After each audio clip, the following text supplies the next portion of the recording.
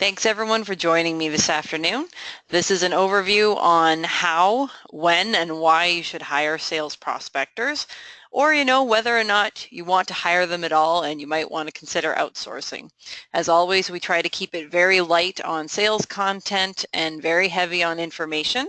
So I'm going to talk to you a little bit today about the different types of outsourcing that you could explore, as well as the things that you want to look for and look out for when you're going to do your own in-house hiring. So my name is Carrie Simpson. I've been doing outbound sales lead generation for over 20 years. I own Managed Sales Pros, which is a company now that has over 40 telemarketers. We're just over 3 years old, and I think the most exciting bit of information about our company is that we have been able to grow our company from $0 in monthly recurring revenue to over $200,000 in monthly recurring revenue in under 3 years. And we use outbound prospecting as our primary generator of new leads. We also use email, we attend trade shows, we do webinars like this. So as always, we like to say that telemarketing is just one of many things that you can explore to build your business.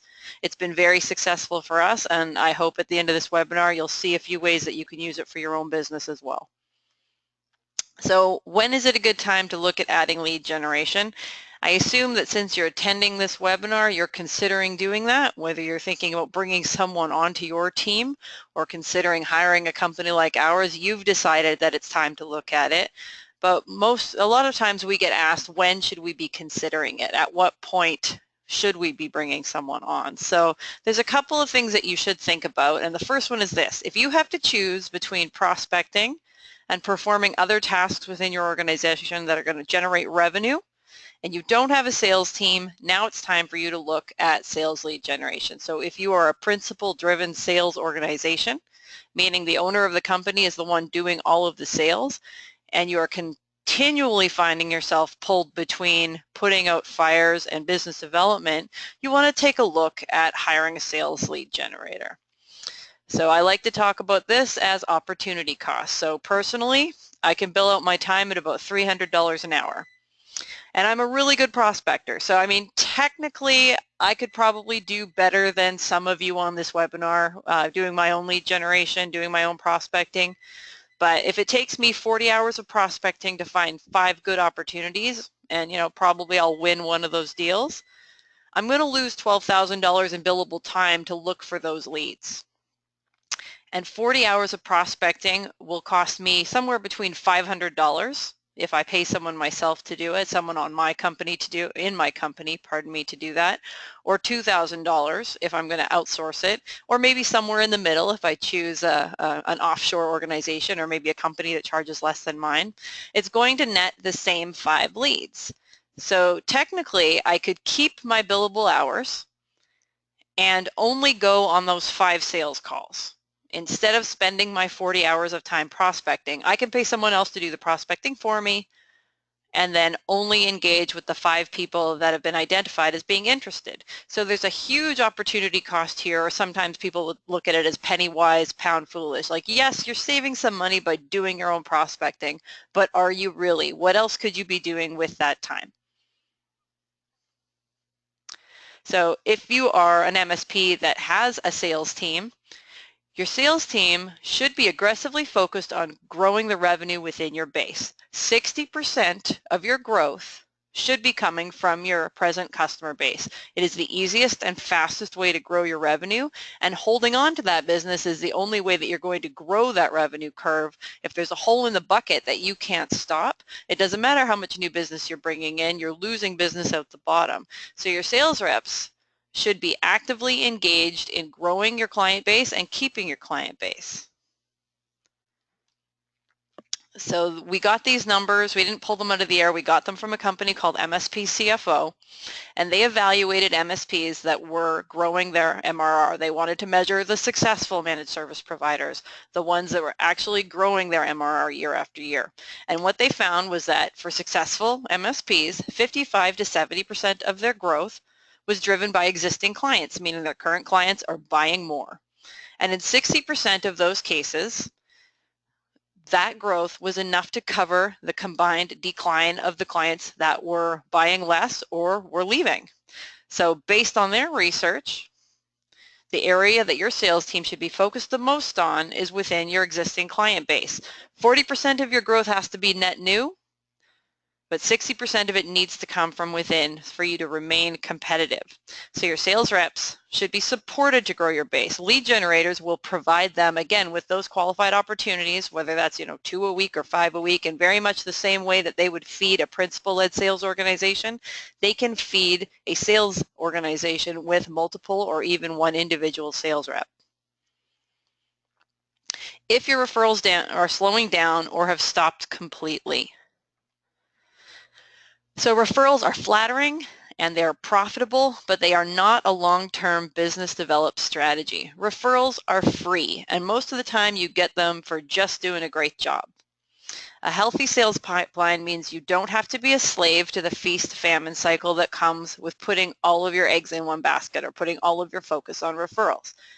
If you're constantly getting referrals, and we talk to a lot of MSPs who come to us when those referrals have stopped, not when they're slowing down, but when they've stopped entirely. They come to us when they are at their wits' end and they haven't added a new piece of business in over a quarter and they're not sure what's happening, but they know that they used to get a lot of word-of-mouth business and they no longer are. That is the wrong time to begin prospecting. You need to begin prospecting when you already have a healthy sales pipeline. If you let your sales pipeline decline for even a quarter, that's going to lead to 3 quarters of stagnant activity, meaning if you're not making those individual first net new calls, there is no follow-up activity in your pipeline for 3 quarters. So technically, one bad quarter could lead to a really bad year.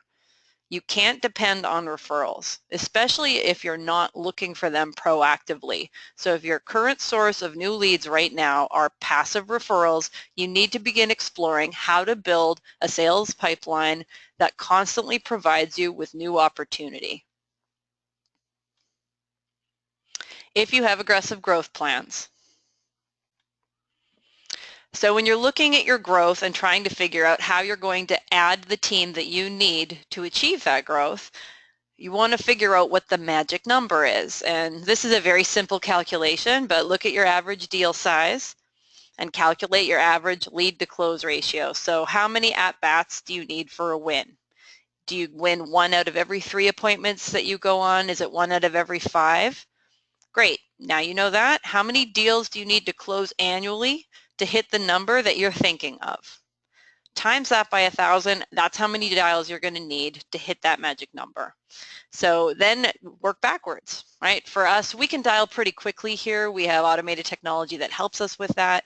If you're just one guy sitting at your desk making 1 call at a time, you can probably dial somewhere between 8 and 11 times an hour. We can dial somewhere between 20 and 26 times an hour.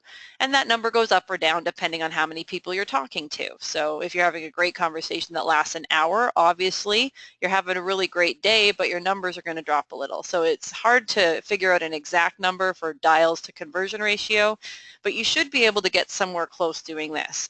And if you need to make 1,000 calls to get a deal and you can only fit 200 calls a week into your timeline, you obviously are going to need to find somebody else to make those calls for you. You still have a business to run or you still have other accounts to manage. Somebody needs to do the support that's going to allow you to hit that magic number. So it's time.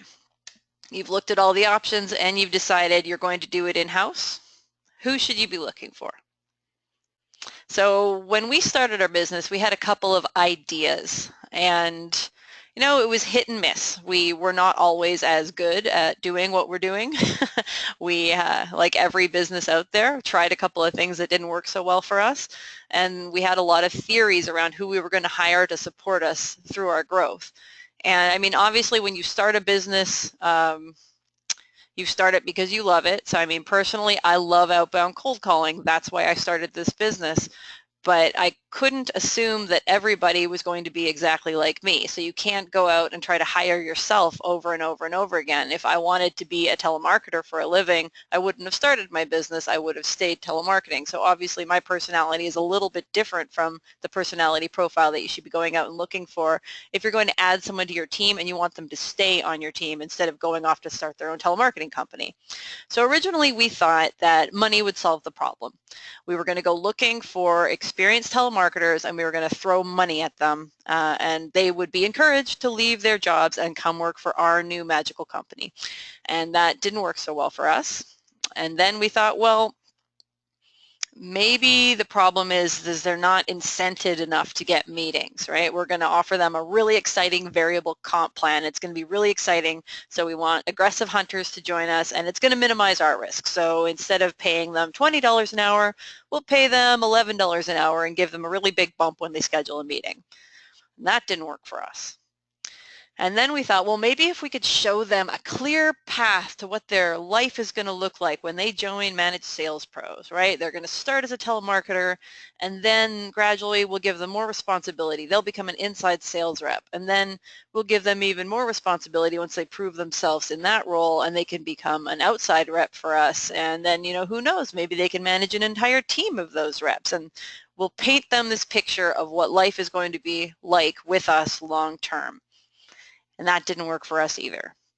So we're going to share with you the things that we've learned through hiring, you know, probably somewhere between 50 and 60 sales prospectors over the last 3 years. So I developed something called the sales bench theory. And that is, you can't hire a lead generator and expect them to grow into a great sales executive, and you can't hire a sales executive and expect them to be a great lead generator. So we started thinking about this in terms of sports teams, right? The farm team. You've got this group of people, they're not your A players, they're your B players, but you're going to slowly groom them into becoming A players. So that just doesn't work, unfortunately. And here's why. The most desirable profile traits for a sales rep are drive, influencing others, a high risk tolerance, good recovery from setbacks, and the ability to take leadership. So those are the 5 things that you want to hire for if you're hiring for sales.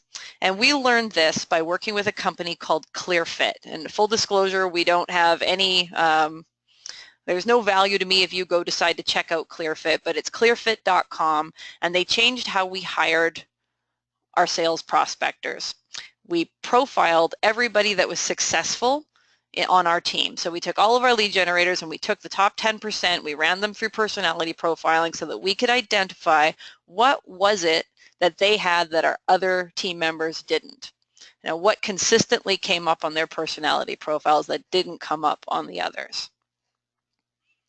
And here's what we learned. The most desirable profile traits for lead generators are service orientation, takes leadership, consideration for others, organization, and stress tolerance.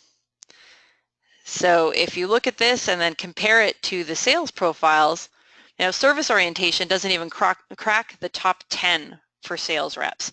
And service orientation is that thing that makes that person on your help desk really fantastic, or who makes the person who's answering your phone at your company, that's the thing that makes people rave about him or her. If you want to find somebody within your organization that you're going to consider moving into a sales prospecting role, look at the people that your customers are raving about, the ones that go above and beyond all the time to make sure that people are getting what they need. That's service orientation, and sales reps just don't have it. So the second thing we're looking at here is takes leadership, and that one's hugely important and also absent from the sales profile. Right? Taking lead, what this means essentially is you can't hire a sales prospector, put them in the corner and expect them to be successful. They really require somebody to guide and lead them, and they take to it. Again, consideration for others. That's not a sales rep trait. So when we hired sales-focused prospectors, what we got were bad meetings. We got meetings because sales reps are really excited about winning.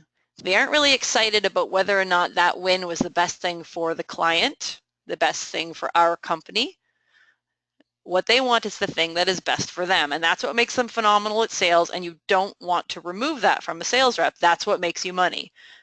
But for sales prospecting, what you want is consistency, and that doesn't exist in a sales profile. So if you take a look at this personality profile, this is what ClearFit creates for us. So now instead of going to read resumes, all I have to do is look at this little wheel.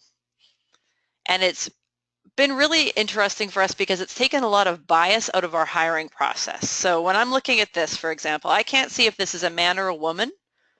No, I don't know what ethnicity they are. I don't know anything about them other than, are they hitting the markers that we've identified as being important for the role that we're hiring for right now? So if you're looking at this one right here, and this is an actual applicant to one of our roles, and we push them through these before we even look at their resumes or talk to them. So it takes about 12 minutes. They have to go online, and they will then fill out, I don't know how many questions are on the form. I don't remember, but it will tell me all of this. So if you're looking at this one here with me, you can see that this person is highly consensus driven. So these little black boxes, these are the really important ones that they have to hit to be considered a good fit for our company. So are they service oriented? Yes. Can they take leadership? Yes. Are they consensus driven? Yes. Do they have a high stress tolerance? Yes. The only thing that this person isn't great at is organization. So I would definitely interview this person based on that fact. Organization is something that can be trained, right? It's something that you can teach someone how to do. You can't teach someone how to take leadership. That's a personality, an ingrained personality trait, and you can't fix that. So based on that, this person I would invite to interview.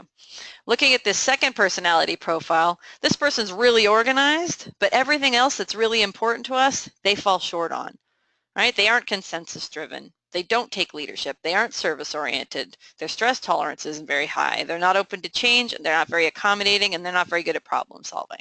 I would not invite this person in to interview.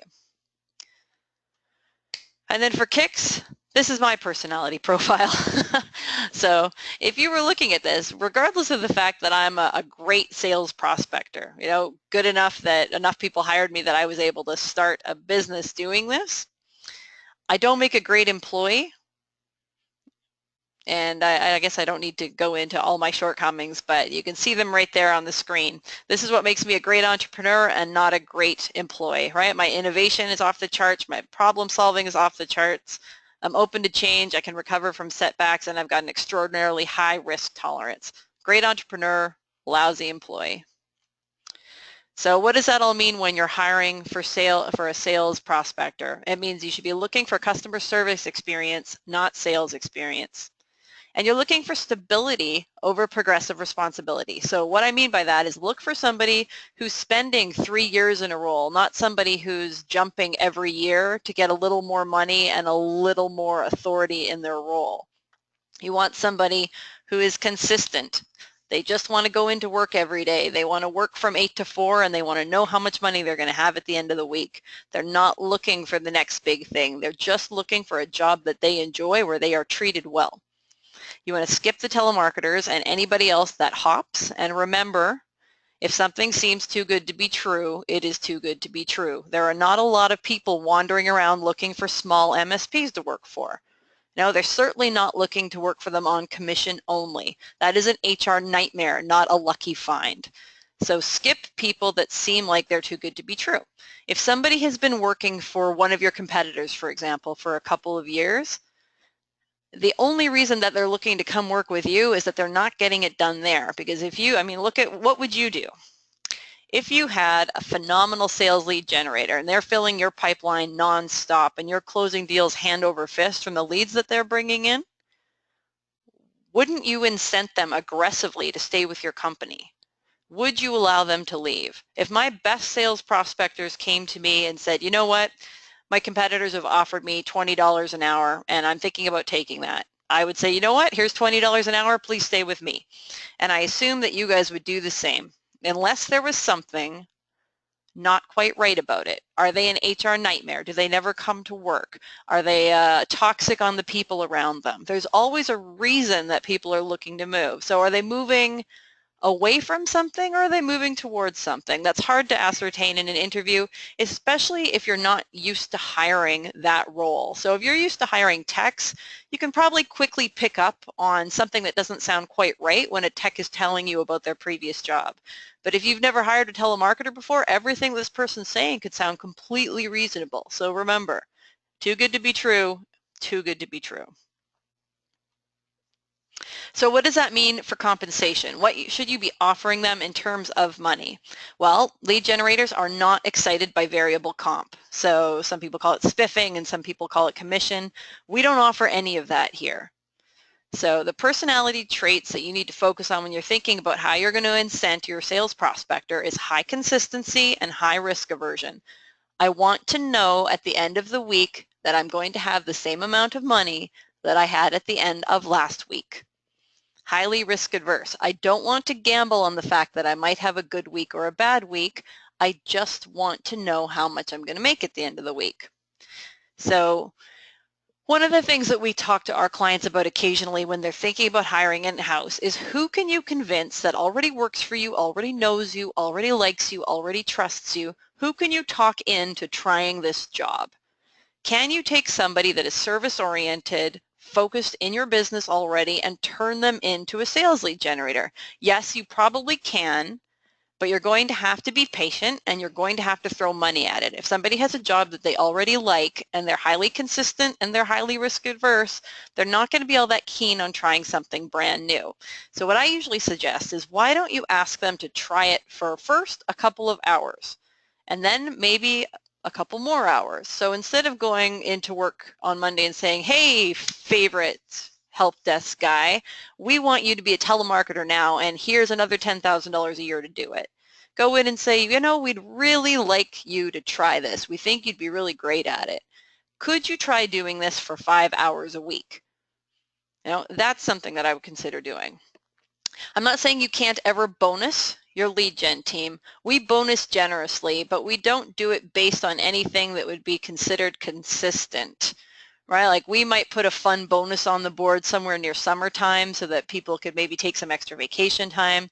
We offer a higher than average base salary based on our industry, and we offer more vacation than most American companies offer their executive team. So we offer four paid weeks off annually, and then we do regular performance reviews with small raises. And that's worked for us. Our turnover is much lower than industry standard. It costs me somewhere between $12,000 and $15,000 every time somebody walks out the door. I want to keep my callers. And when you're looking at callers, I'm going to show you a couple of charts later on in the webinar that shows you what your revenue looks like if you fire somebody every 3 months because you think they're not getting it done. So there is definitely a done is better than perfect implication here. And if you don't know what you're looking for, sometimes it's going to look like your sales lead generator is failing when really they're just having a frustrating month. There's lots of little indicators that you can evaluate to determine whether or not you've got a good sales prospector who's having a poor month, or whether, you know, you're being taken for a little ride. And it's usually tied to activities. So here are some non-scientific success predictors. So I can't guarantee you that any of this is actually, you know, reliable, but for us, what we have seen is ex-military seems to do incredibly well in our roles. They train well to process, and they have high stress tolerance, and they are able to do the same thing over and over again, exactly the way that you want them to do it. So we've had phenomenal success hiring ex-military. We have had far more success with staff who are closer to the end of careers than people who are at the beginning of their careers. So don't shy away from hiring older people to make your phone calls, especially if they are, you know, 4 or 5 years away from retirement, or maybe they've already retired and they're just looking for something to tide them over until they're ready to golf full time. For us, it bumps our health benefit expenses up, but the return on investment from the reps that are older outweighs that. So consider older team members. Obviously, that's something you can't ask in an interview, which is why those personality wheels are so valuable. Our remote agents have lower turnover than our on-site agents, so don't get hung up on where your caller is working. You know, especially if you are in an economy like New York or San Francisco where cost of living is exorbitant, there's no reason that you can't take advantage of a caller who's located in a small town in Ohio where you can pay them half what you'd have to pay them in San Francisco. Don't get bent out of shape about where your caller is sitting.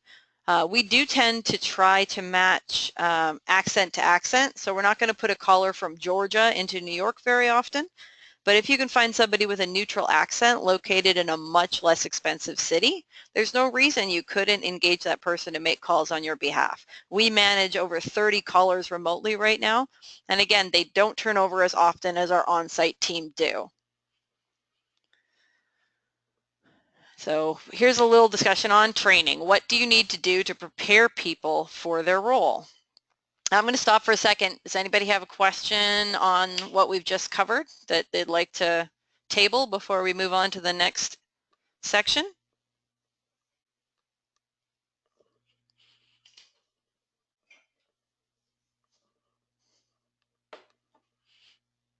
Everybody's good? All right. So here are the things that we train to. Company information. Who are you? What are your values? What systems are you using? So what tools will your team member have access to? What processes do you follow? What KPIs are they going to be measured to? How do you know if they're doing a good job? Especially with something like sales prospecting, you can't really say, you know what, if you're not getting 12 appointments a month, you are failing. There is no way to reasonably predict how many good opportunities are going to be in your market from month to month. Sometimes it's all luck and timing. So if you tie your callers' performance to number of appointments they generate every month, and sometimes they do great and sometimes they do poorly, I think you're going to always be disappointed. There are other KPIs that you can measure in a more predictable way. You're going to train them on the products and services that you sell. You're going to train them on soft skills. So, you know, especially with, I don't want to say millennials because it feels like we're always taking shots at millennials, but with younger people, if you think about the fact that they were raised differently, and not differently in that, you know, these kids these days, but I mean, I didn't have a computer, for example, on my desk until my third job. So, you know, I was probably 26 before I had access to the internet reliably and an email address, and, you know, internet access wasn't phenomenal at that point. So my telephone skills are going to be different from somebody who was raised texting their friends and not calling them. So I don't know if any of you are my age, which is the 40-ish range, but we had my parents ingrained in me telephone etiquette, and that just isn't taught these days because people aren't using the phone in the same way. So you are going to have to spend some time training a younger sales prospector on how to use the phone. Like, you can't pick up the phone and say, somebody from this number just called me. That happens to me all the time, and I would never do business with a company who responded to a call that way. So you're going to have to teach them sales prospecting 101, things like how to ask open-ended questions and not closed-ended questions. Then you're going to have to teach them managed services prospecting 101. How is that different from regular prospecting? Well, it's a little bit different in that there's a couple of ways to go about it, and sometimes you want to lead with managed services and sometimes you want to lead with a product, and you're going to have to help them identify when and how they should do those things. You're going to want to teach them how to qualify appointments. So based on the things that you want, what kind of opportunities are you looking for? If you set the sieve too tightly, you won't get any, and if you set it too open, you're going to spend a lot of time driving across town going to crappy appointments. So teach your sales prospector to properly qualify leads for you. You're going to train them on how to ask for the appointment. There are a lot of appointments lost in the ask. Then you're going to want to teach them how to transition that appointment smoothly over to the person that's going to take the meeting, whether that's you or sales rep. And then obviously you're going to train them to improvement. So these are the things that we train to here, and likely the things that you're going to have to train to there. So what can you take away from this? Before you hire a sales prospector, make sure you're ready to train them. Remember the personality traits. They take leadership well. In fact, they require leadership. So if you don't have that leadership to give, you are not ready to hire a sales prospector. If you don't have a process built already, don't hire yet. You can't hire them, put them in the corner, give them access to ConnectWise, and just hope they're going to do okay. If you don't have a training plan, you're not ready to hire yet. You need to know how are you going to measure their success, and they need to know how are they going to be measured for success. So if you don't have something to take them through, here's what happens on day 1, day 2, day 3, day 5, week 4, don't hire them yet. So referring back to the personality profiles, lead generators are not independent. They require leadership and support, and if you can't provide them with that, you're going to spend money and frustrate yourself and them. So if you don't know how to do the job yourself, hiring and training and managing a caller is going to be very difficult. If you've never made a cold call, it's going to be really difficult for you to teach somebody else how to cold call. You want to consider working with a third party to develop your process and possibly train your caller if you're not going to outsource. So you may want to take advantage of working with a company like ours or one of the other MSP specific sales training companies out there to help your caller get good at what they're doing so that you don't have to take time away from your schedule to train that. If you go back to opportunity cost, there's a big part of this that will become opportunity cost. You're going to have to spend a lot of time getting your caller up to speed. Everybody at our company starts on the phone, and the only person that hasn't was my mom, who does most of our operations now. So here are the things that you want to look at. So we talked a little bit about how do you measure the performance of a caller who isn't getting appointments. And remember that for the first 90 days, your caller probably will not get appointments. So what can you look at to identify whether or not they're doing a good job? You want to look at net new dials to follow-ups. So every time that person dials the phone, what's happening? Are they getting the opportunity to engage with anybody? You know, are they just dumping phone calls, or are they actually getting some action items tabled? So if you look at what a quarter of calling looks like, your first month, you're going to have a really frustrating month. You're going to call. You're not going to get through to many people, but you are going to have conversations tabled for later in the month.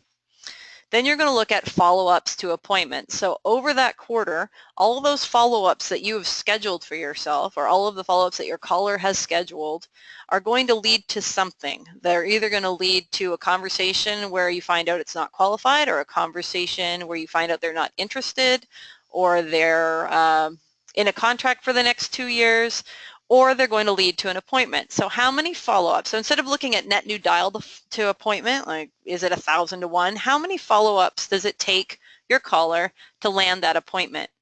Then you're going to look at things like call disposition ratios. So a call disposition is what happened on the call. And for us, we've automated that process. They just click a little button, not interested, voicemail, appointment scheduled, something like that. So if your call dispositions are consistent, your caller is working. If something happens and your call disposition ratios are all off, you know that something's gone wrong. So if normally you've got, 80% of your calls look like this, and then 10% look like this, 5% look like this, 2% look like this, if any of those ratios change at any time, that's when you want to start digging in and seeing what's happening. But usually, if your call disposition ratios are on par, your caller is working, they're just having a frustrating month. And then, of course, you're going to look at things like attendance, attitude, and are they improving? Are they retaining the information that you're providing them? So at this point, you're thinking, okay, this is going to be a lot of work. Do I want to do it? Maybe I'll just outsource it. Music to my ears. So you've got some choices when you're considering outsourcing. You can hire an independent contractor. So instead of bringing somebody into your team, you could go out and identify somebody to make the calls where they're just going to provide you with the appointments as they find them. Plenty of people out there doing that successfully, not a bad choice. You can find a company that charges you per appointment, a company like ours that charges a flat rate or charges by the hour, or you could hire an offshore company to do it. And there are some pros and cons to all of those choices. So I want to look first at the ROI comparison on hiring in-house versus outsourcing. And this is assuming a couple of things. So I mean, obviously, owning a telemarketing company, I'm invested in the choice that you make. But to be really, really honest with you, the only major difference in you doing it or me doing it is consistency. Right? So if you look at the difference in revenue, all other things being equal, the difference between my calling team making your calls and you making your calls is that if you decided today that you wanted to start telemarketing, you would start looking for a caller. And 9 months from now, you will probably have a functional member of your team. And if you decided today that you're going to outsource, we'd have somebody on the phone making your calls within 2 weeks. So the difference really comes down to something that's almost like accrued interest. So my parents told me when I was 20 that if I put $50 a week away starting right then for the next 20 years of my life, by the time I was 50, I would never have to save another dollar. I would be fine. I did not do that. But that's really the difference between hiring a caller and outsourcing your calling. The amount of activity that you can have produced on your account in the 9 months that it would take you to get that caller up to speed. So if you look at where the curve starts to go up, it starts to go up really aggressively around month 12. And you can also see from this that whether you're doing it in-house or whether you're outsourcing it, you're not going to start seeing ROI from the program for about a year.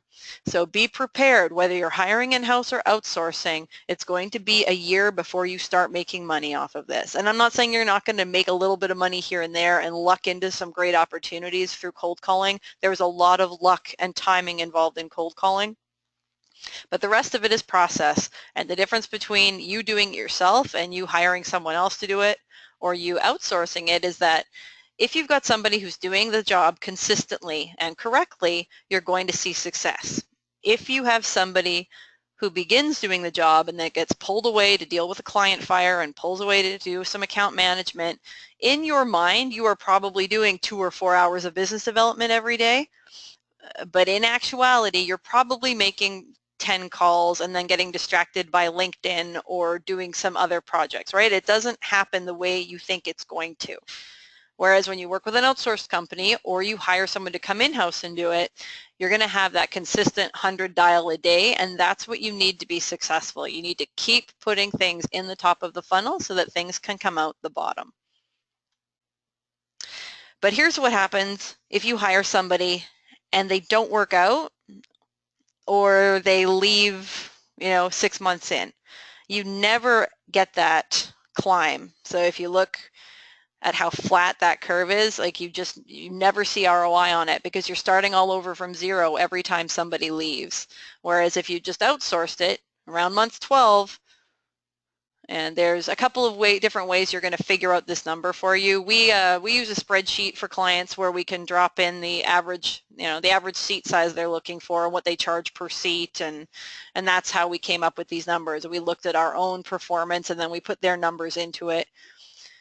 And now that we've had clients that have stayed with us for a couple of years, we're able to more actively predict what success is going to look like.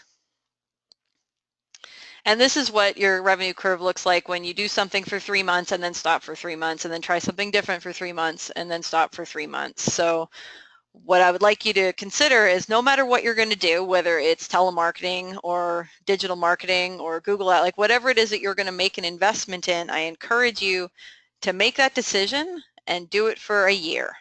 Now, and that includes hiring a telemarketer. Unless something horrible is happening, you're going to have to commit to working with that person for a year. So, an annual outsourcing agreement with us is $72,000, 1 3-year managed service contract, 50 seats and 4 servers, comes out to about $216,000. That's not a bad exchange. So if you look at it less in terms of how many appointments am I getting, and look at it more in terms of ROI.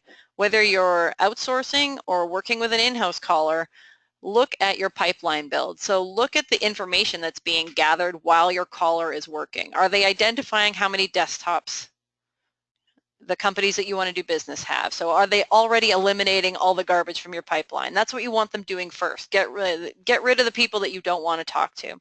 And then identify everything you need to know about the people that you do want to talk to. Identify who your competitors are. Why are they winning the business that you want?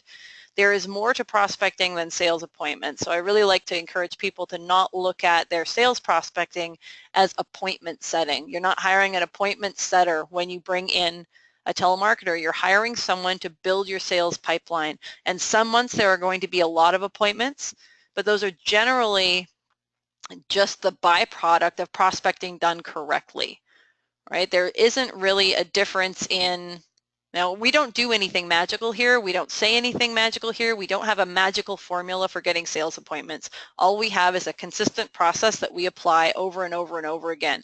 It works for us and it will work for you as well if you choose to do it in-house and you do it consistently and you don't pull the plug when you're frustrated every 30 to 90 days. So here are some questions that you should ask a third-party provider if you're going to consider outsourcing. Where are your callers located? And don't fall for the answer, our company is located in California, right? It takes no, all you do is get yourself an answering service in California and you can say that your company is in California. Where are the callers located? Who are the people that are going to be making the calls? You know, it doesn't matter where the company's located, where's the caller located, and specifically where is your caller located. So for us, for example, if you didn't ask that question, you could end up with a caller, from Georgia calling into your New York-based account. We don't do that, but technically we could. How many dials per hour on average does the team make? Now this number is important because you want to know that they're measuring it, but it's not as important as you'd think it is, simply because the better a caller is at calling, the less calls they are making. The more conversations you're having, the lower your dial counts are. So if you showed me a caller who is making 25 dials an hour every hour for the last year of his life, I guarantee you that guy's not very good at his job because he's not having enough conversations to turn anything over. A good average is usually, if we're having a good day here, we're making somewhere between 12 dials an hour and 15 dials an hour. That's enough for a whole bunch of disconnecteds or not interesteds, a couple of voicemails, and a conversation. You want to find out how many hours of calling are you getting every month, and be very specific. How many hours of calling? Are you paying for administration? Are you paying for, what is covered in your rate? Is everything included, or are you paying for onboarding in addition to that? And if they can't tell you if they won't specifically tell you how many hours your caller spends calling on your account, you want to consider whether or not this is a company that you want to work for, especially if they're offering you a combined type of marketing support. So if they're doing your digital marketing and telemarketing, well, are you getting 4 hours of telemarketing? That's like 50 calls a week. Are you getting 10 hours of calling? You really want to know how much calling gets put into the program. And if they won't answer that question and they won't prove to you, there's plenty of ways that you can prove how much calling is going on, this is a company you probably don't want to work with. Who owns the data at the end of the program? So does the company that's making the calls get to keep all of the information that they've learned on your behalf and potentially use it again, or do you own it? You want to find out, are they geographically exclusive? Are they supporting your competitors? If you're finding an opportunity for, if you're working with a company that's supporting 5 different companies in the Bay Area, are they identifying one opportunity and sending all 5 of you in to quote on that opportunity? So find out, are they supporting other companies in your area? Where are the calls originating from? So are the callers working at home on handsets? Are the calls recorded?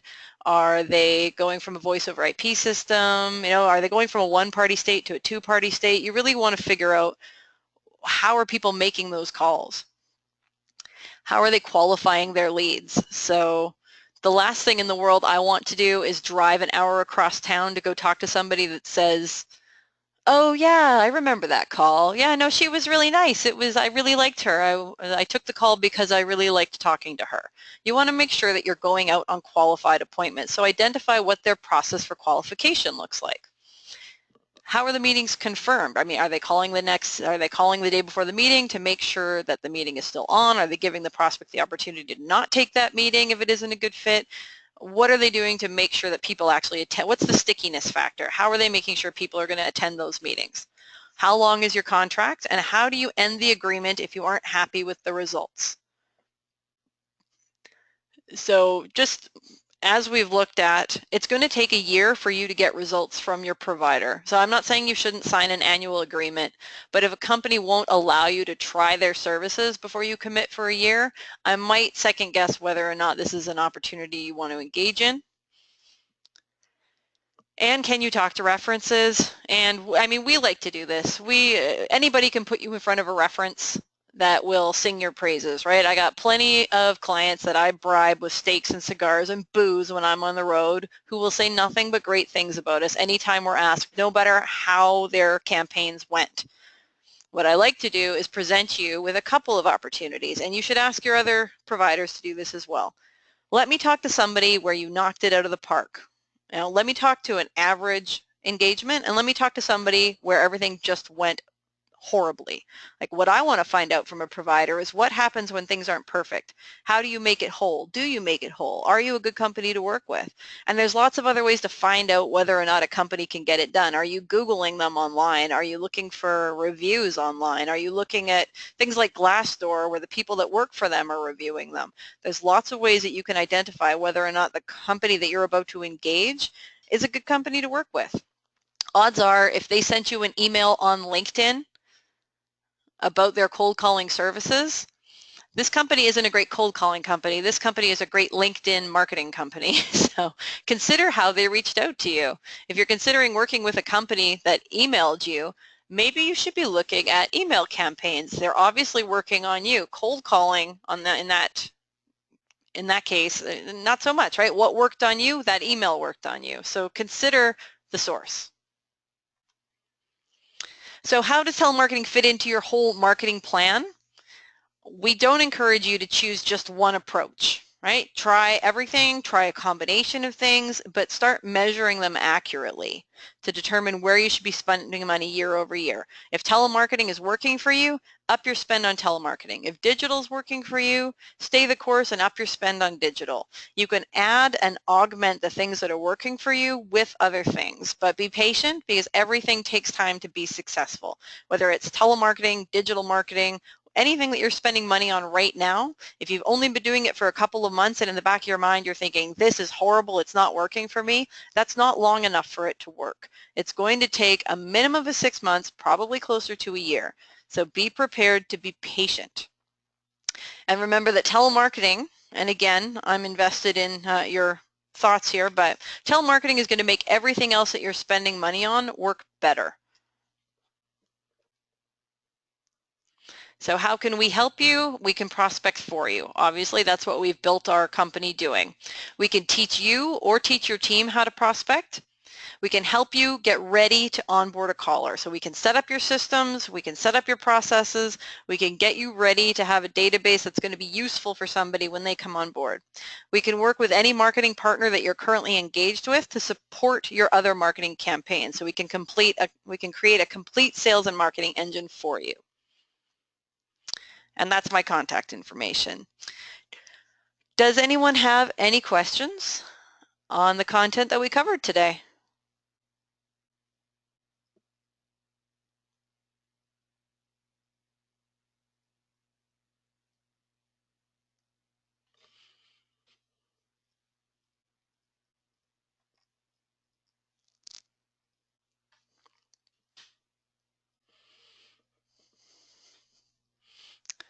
Oh, John, you always say that, but thank you.